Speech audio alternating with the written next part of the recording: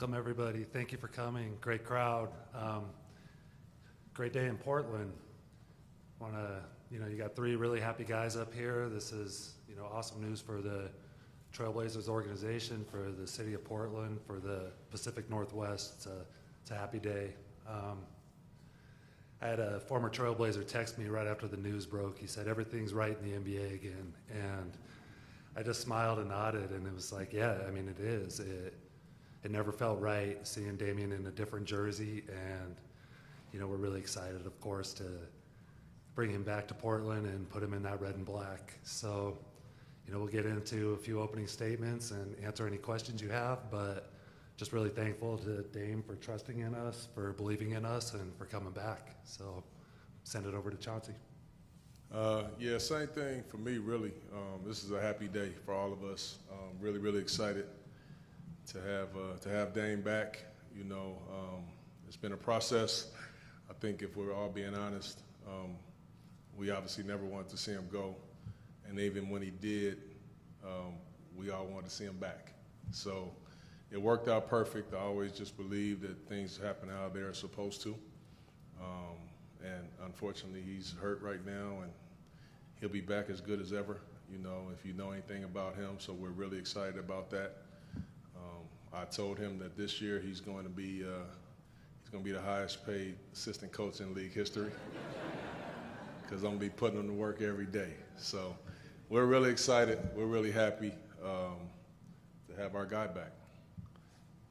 Go ahead, For me, personally, first I want to thank Joe, and I want to thank Chauncey because, obviously for this to even be possible, we all had to be on the same page about it. But like they both said, it never felt right not being home, and through it all, I found my way back, and just fortunate to be back with the group that I was with prior to leaving, to be a part of a great situation at home. And I'm just excited, and really, really thankful and appreciative of the door being open for me to come back, even with me being hurt. And, it means a lot to me to not only play for this organization again.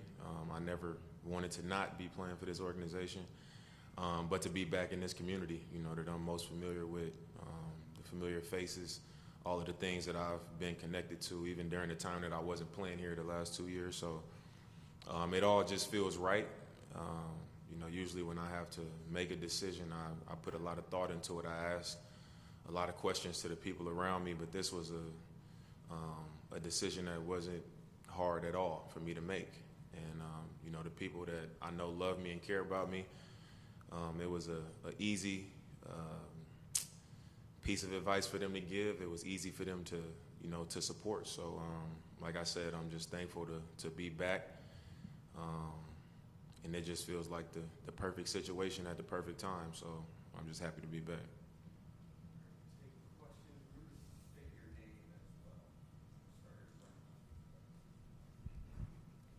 Brenna Green, Coin 6 Sports. Damian, if I would have told you 2 years ago you would be sitting here right now doing this press conference, what would have your reaction been? I probably would have been like, I don't know. That's a little. In just 2 years, I probably wouldn't have believed it. I'd be lying if I said I didn't expect this to happen at some point, but for it to happen this soon, I wasn't expecting this.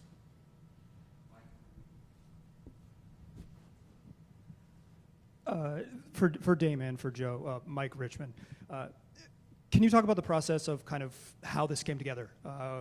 When did you guys start talking about it? What did sort of the conversations look like and the meetings look like that led to this happening? Once we learned Dame was leaving the Bucks, it all happened pretty smooth and organically. Chauncey and I sat down with him a few times and had some really good conversations. A lot of talking about goals and, what the Trailblazers are trying to accomplish, what he's trying to accomplish, and seeing if those, goals aligned. And I think we knew very early on that those goals were very similar, and the key thing there was just work out a deal and let's get this done, and it was really that smooth. Lindsay Schnell, The Athletic. Dame, I'm curious, can you tell us how you told your kids that you were coming home, and what their reaction is? I'm guessing Dame Jr. is old enough to like really get it. The twins might have been a little confused.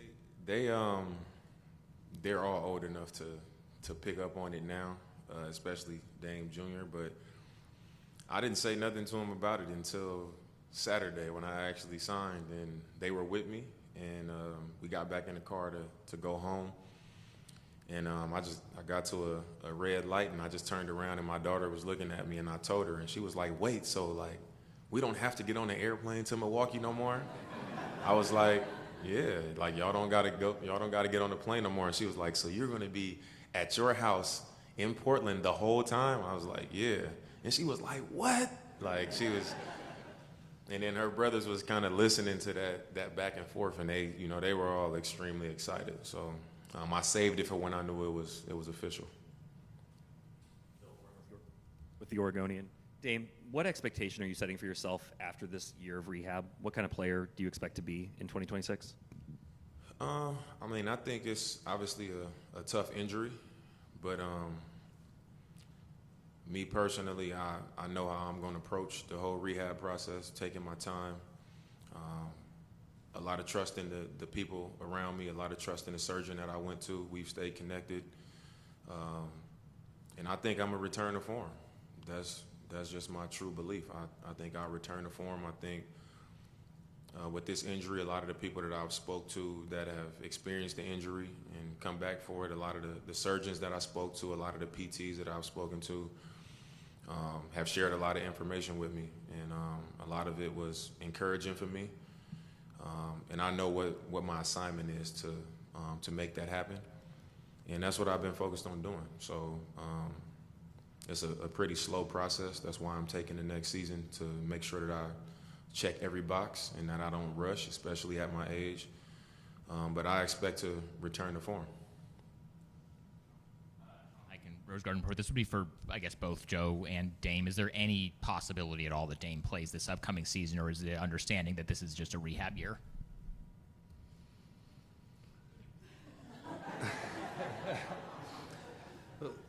We're going to do what's best for Dame. And, never say never in this world, but all that matters is him coming back to form. And that'll take as long as it takes, and we won't go a second faster than that. My prideful self would be thinking differently, but I think that with age you get wiser, and like Joe said, it's going to be, ultimately what's best, and I think to take as much time as possible to make sure that I'm right, that's what I'll do. Dame Carey Eggers, so assuming you don't play this next season, what will your role be? What will you do as far as the team on hands and that sort of thing? And then what role do you expect to play when you do get back? I think not playing, just wanting to still have an impact on the team and still be present with the team. I think when you've been around the league for as long as I have, and you've had as much experience as I've had on the floor every day in practice, just being in this league and having a significant role, it's a lot to share. It's a lot that you need time to learn in the NBA. A lot of things you just learn over your amount of time. And with this being a younger team, it's a lot of things that I can share, without having to be on the floor. And I think that'll be my main job this year. Like Chauncey said, I'm basically going to be like an assistant coach. So I'll be around, and my investment in the team will be the same as if I was playing, as far as like my time and where my energy is placed. And I think once I'm playing, it'll be the same. One thing that I've missed over the last 2 years playing on an older team is I'm able to be more and give more when I have something to pour into. When I'm able to be invested in others' careers more, being around younger players. So with this team, I'll have plenty of opportunity to do that, especially having a young, rising point guard like Scoop that I'm going to be, playing with now, and Tumani and Denny, and Shaden, who I was with his rookie year. So just being around those guys and having so much to share and being able to pour into them and be a part of, their continued progress is something that elevates me as a player and as a teammate and as a leader. So, I'm looking forward to that as well, even when I'm playing. Danny Meringue, 105.1 The Fan. In your previous tenure, you were a flag bearer not only for the team, but the city, the organization, all of it. Just kind of what are your thoughts on being that right now as the team's up for sale, and Adam Silver's comments about the preference of staying in Portland, it's the pride and thoughts that you've had of being that guy and being that guy again? The city of Portland and the Trailblazers as an organization is just important to me. It's never been something that I've had to try and go out and do, and make myself something. It's just how I feel, and I go off of, what my true feelings are. So it was always genuine for the first 11 years of my career, and it was also always organic. I never had to go out of my way to do something or make something appear to be a certain way, and I think this will be the same. I don't need to try to announce myself as that or anything. I just operate as myself, and that's always been good enough. And I think, especially at this stage of my career, I think it'll remain the same. Casey Holdall, Trailblazers.com. Dame and Chauncey. Dame, could you speak? You did this now, but could you speak a little more about kind of your thoughts on the team as currently constructed, particularly how it's maybe different from the team that you were on your last season here? And Chauncey, I know it's probably kind of early, but have you thought at all about how you're going to use Dame once he is able to get back out there? Should I go first? Why don't you go first, Dame? I think one thing that when we all sat down and this idea kind of started to move towards me signing back here, obviously I'm gonna look at the basketball situation.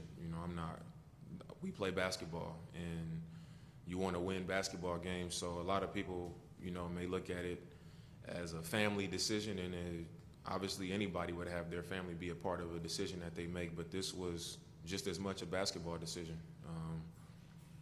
I've watched the team even at a distance. I've followed and stayed in touch with what was going on, and looking at how the league is transitioning and how it's changing. It's not the same old thing no more. It's young teams that guard and that have depth and that compete, that are connected, and this team has all of those things.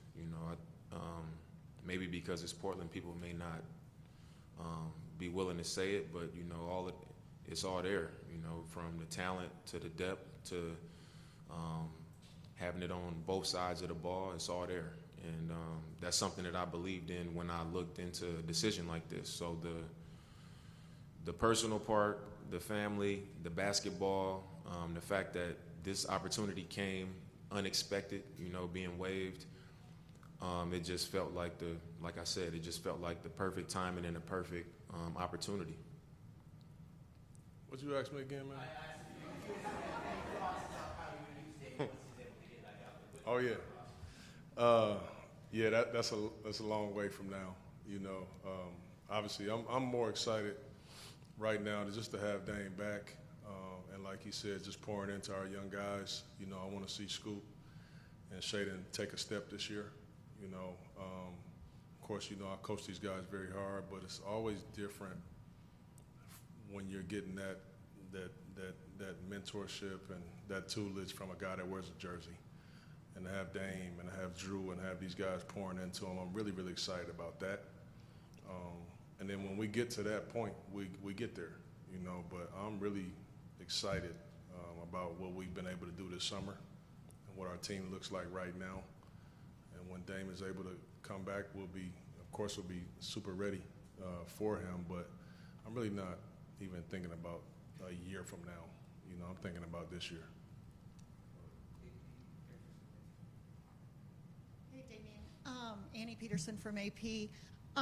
You said it was also a basketball decision, but how much did being with your kids in the same city factor into your decision? How much did that mean to you?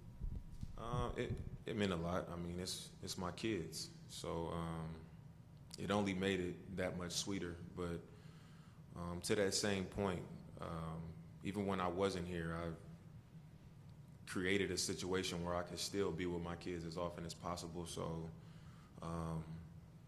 like I said, that was part of it. You know, it's well documented that I'm a family guy, and when you have kids, that's even more so the case. You know, once you have kids of your own. So, obviously, that's a part of that. You know, it makes it that much better. But the same is to be said about, you know, basketball and what I've always wanted to accomplish in a Trailblazer uniform, and now looking at the team and it, in my opinion, being positioned to do, you know, what I've always wanted to have opportunity to do. Just the Oregonian. My question is mainly for Joe. How do you go through the next 15 months in terms of trying to build this thing, make moves, knowing that Dame's going to be coming online in 2026? And do you feel that sense of, you know, urgency to try and put something together that maybe can make a run when you failed to do that last time? We're really, really excited about the steps we've taken so far, and we know we have a really good player coming, you know, a year from now. And I think our challenge this year is to keep getting better and keep prepping to take that next step. And once Dame gets back, he's going to catapult us even further. You know, we're going to keep doing this the way we've done it. We're going to develop our guys. We're going to get better and better. We're going to be opportunistic in trades. We're going to keep recruiting in free agency, and, you know, go into next summer with plenty of ammunition to keep getting better. And that's a goal. Like, it's winning time now for the Trailblazers. Chauncey and I have been saying that all year last season, and that's what this is. And, you know, how we go about that, we'll figure it out as we keep taking our steps. Dame, Nick Krupke from KPTV. We heard about the joy in your kids' faces, but in that stoplight, in that moment, you're not flying back to Milwaukee. As a dad, what was that moment for you to be able to actually tell them and have a relief of, yeah, I'm here, we're here together? It was a great moment. I think I've never been somebody that just get overly excited, or I don't express myself that way. The inside, it might be a whole lot going on, but on the outside, you might not always be able to see it.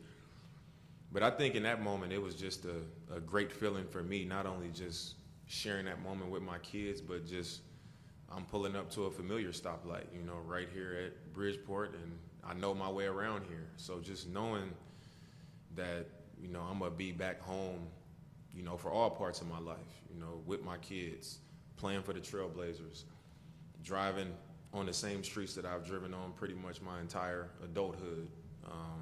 My whole family being here, my mom, my brother, my sisters, all my friends around the city of Portland. You know, all of those things count. And like I said, I wasn't expecting it to happen so soon, you know. So the fact that everything worked out the way it did, you know, even though some of it was unfortunate, the fact that it happened and, you know, all of these things was able to come to life, you know, I was real thankful for that. So it was a lot of emotion in that moment for my kids, but for myself as well.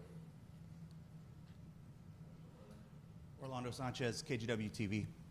Dame, there's been a buzz around the city since it became official. What has the feedback been from this fan base, and what does it mean to be embraced the way that you are in the city? It means a lot. You know, I think it was something that I never wanted to happen to begin with. You know, even once it was like I knew I was being traded, like I don't know if I ever let it go. You know, it was hard to let go, just the love that I have for Portland, you know, the community, the organization, everything. You know, it was a hard time. So I think over the course of my career, all of the fans, you know, everybody throughout the community, I think they've always known that it was like genuine coming from me, you know, by my actions and not by words. So I think when it was announced that I was coming back, I think those were the emotions, you know. It wasn't just about basketball. I think it was everything. And, you know, people just happy and excited to have me back, you know, just as a presence and as a person, you know, representing this city and the organization. And I think that, you know, as a man, I think that means more than anything, you know, when people respect who you are and what you bring to the table on top of who you are as a player. And that's what that, you know, them embracing me that way felt like. Dame, when you left, at least from my perception, it seems like you weren't a big fan of Joe Cronin. How did that relationship change? And when did it change? Like, when did it change for you that this is someone you want to play for and work with again? I think toward the end, I think it was a lot of misunderstandings and miscommunication. And when something like that comes up, you know, people are hurt. You know, I'm not saying nothing, and then I'm seeing things that were said by me, you know, and now I'm looking at things sideways. So I think more than anything, it was miscommunication and misunderstandings. And Joe and I never sat down and talked about that. You know, it just kind of sat out there, and we let it be what it was, and I think that was the mistake. But I wouldn't say when I left, I just was not a big fan of Joe. Me and Joe had a great relationship, you know, the entire time before he became GM and while he was GM. But I think at that time, you know, it was a hard time, you know, like I was moving on and things were being said, like I said. So it was more a misunderstanding than anything. And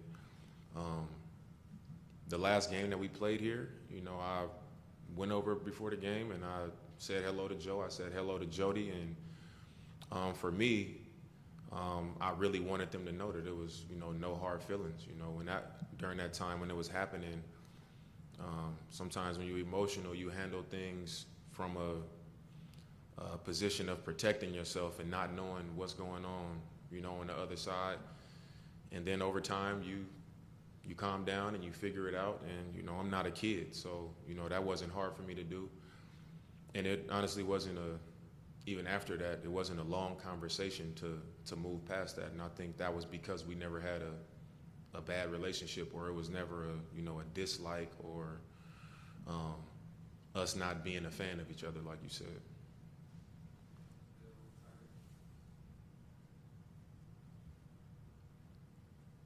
Dame, the Achilles can be such a devastating injury, and especially mentally for players.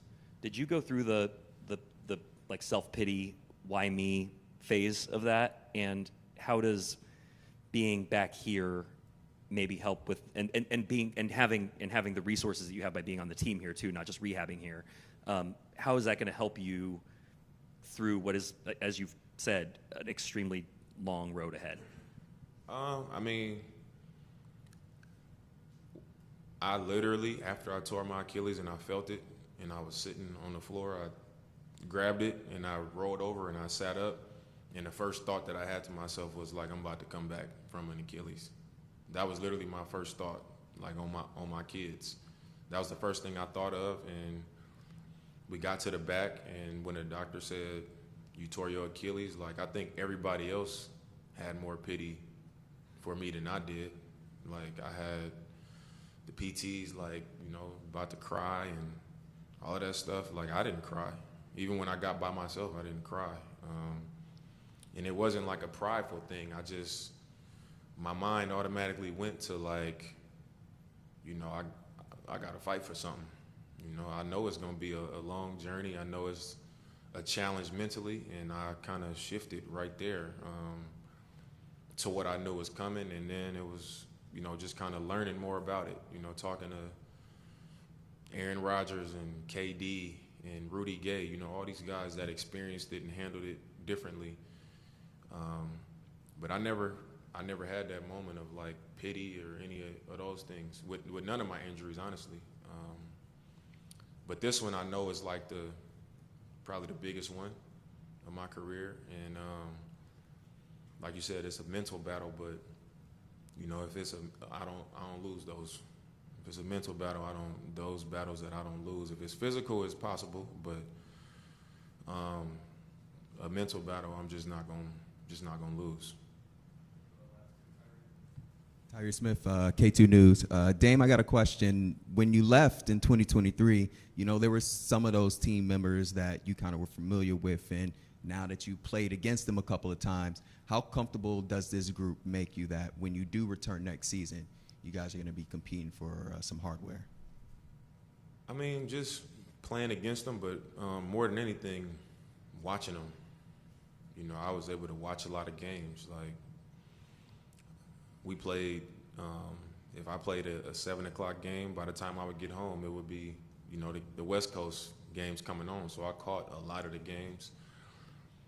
And like I said, I watch closely. And, you know, I watch the Trailblazers specifically and I'm always looking like, how do I fit in? That's just my natural way of thinking, because to me, this is like my team. Like, this is who I've always seen myself with. So I watched it with that type of mentality, even if it was to never happen. And I saw how they competed. You know, I saw how they cheered for each other on the bench, you know, regardless of who was finishing the game. How they shared the ball. You know, one game I might see Shea go crazy, and then it might be Ant against us. And then, you know, Denny might have a 5-game stretch where he killing, and I'm just looking like, man, this is one of those teams that's coming along, you know. And like I said before, those same old teams are kind of aging out, and you know, you see OKC just won it this year, and you see Indiana snuck in there and made a run. And then you see like New York, you know, it's a lot of these younger teams, Houston, San Antonio, that's kind of like moving in. And even during the season, you know, I was telling my cousin that lived with me, like, I was putting the Blazers in that same category, you know, even though they're not one of these teams that people want to say it about.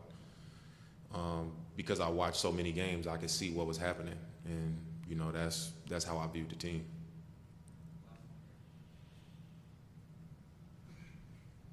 Dame, can you just confirm how old your kids are now? I think Dame Jr. is 7, and the twins are almost 4. Dame Jr. is 7, and the twins are 4. Yeah. And has Dame Jr., now that you're going to be home full time, I assume he has started playing basketball, asked you if you'll be his coach on the sideline? I'll be his coach? Yeah. Now you're home full time. And I'm not going to be a dad coach. I'm going to just, with my kids, like, I don't put no like pressure on them to try to be a basketball player. I didn't love playing basketball until I was like in the 4th or 5th grade, so it wasn't forced on me. And I made it to the NBA, so I don't force it on him. I just kind of let him find his way as Sonic and dinosaurs and Roblox and all of that stuff, and I let him find it on his own. My daughter is actually more of a competitor athlete, you know, thinks she can do everything. So I think that's the one that I may end up coaching someday, because that's probably the one. But as of now, I just let them be kids, you know, and that's it.